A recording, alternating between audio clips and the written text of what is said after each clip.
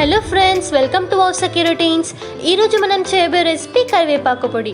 వీటి కోసం ఒక కట్ట కరివేపాకు తీసుకున్నానండి. వీటిని శుభ్రంగా కడుక్కొని ఆరబెట్టుకోవాలి. కడాయిలో 1 టేబుల్ స్పూన్ ఆయిల్ని వేస్తున్నానండి. లో ఫ్లేమ్లో కరివేపాకు వేసుకొని వేయించుకోవాలి.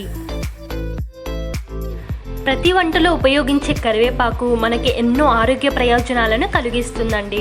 జీర్ణశక్తిని మెరుగుపరుస్తుంది, యూరిన్ సమస్యలను తగ్గిస్తుంది, డయాబెటీస్ను కంట్రోల్ చేస్తుంది, మార్నింగ్ సిక్నెస్ను తగ్గిస్తుంది, బాడీలోని ఇన్ఫ్లమేషన్ని తగ్గిస్తుంది, కళ్ళ ఆరోగ్యాన్ని మెరుగుపరుస్తుంది, స్కిన్కు సంబంధించిన సమస్యలను తగ్గిస్తుందండి. ఇన్ని బెనిఫిట్స్ ఉన్న ఈ కరివేపాకును మనం రోజు తినే ఆహారంలో ఉండేటట్టు చూసుకుందాం. రోస్ట్ అయిపోయిందండి, ఒక ప్లేట్లో తీసుకుందాం.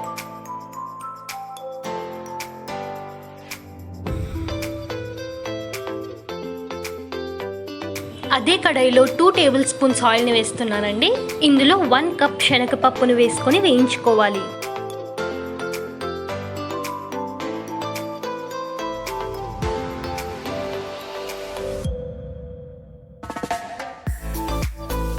ఇందులోనే 1/2 కప్ మినపగుండ్లు వేసుకొని వేయించుకోవాలి.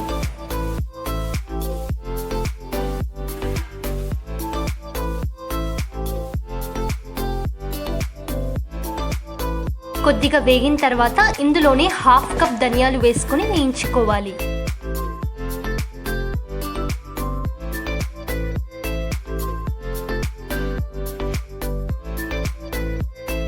కొద్దిగా వేయించుకున్న తర్వాత ఇందులో 1 టేబుల్ స్పూన్ జీరా, 1/2 టేబుల్ స్పూన్ మెంతులు వేసుకొని వేయించుకోవాలి.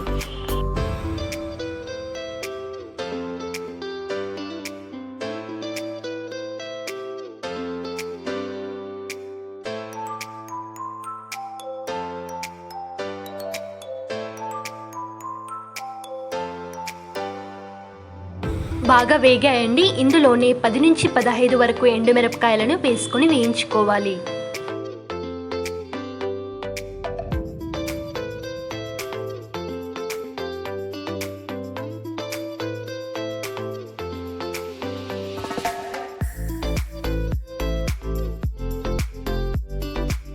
ఇక్కడ నేను చింతపండుని తీసుకుంటున్నానండి. వీటి క్వాంటిటీ నిమ్మకాయ సైజ్ అంతా ఉంటుంది.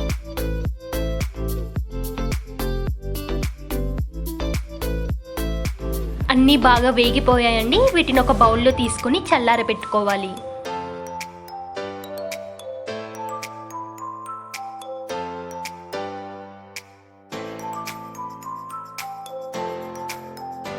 మంచి ఫ్లేవర్ కోసం కొన్ని వెల్లుల్లి రెబ్బలను ఇందులో యాడ్ చేసుకుందాం.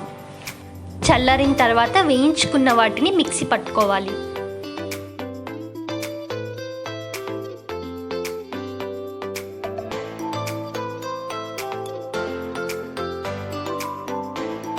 టేస్ట్కి తగ్గ సాల్ట్ని ఇందులో యాడ్ చేస్తున్నానండి.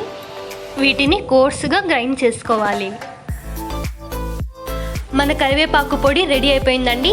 సూపర్ వాసన. అసలు నేను చెప్పినట్లు పక్కా కొలతలతో నా స్టైల్లో చేశారంటే గనక కరివేపాకు తినని వాళ్ళు కూడా లొట్టలేసుకొని తినేస్తారంతే. కరివేపాకు పొడిని ఒక బౌల్లోకి సర్వ్ చేసుకుందాం. మీకు ఈ వీడియో నచ్చినట్లయితే మా ఛానల్ని సబ్స్క్రైబ్ చేసి ఒక లైక్ కొట్టేయండి.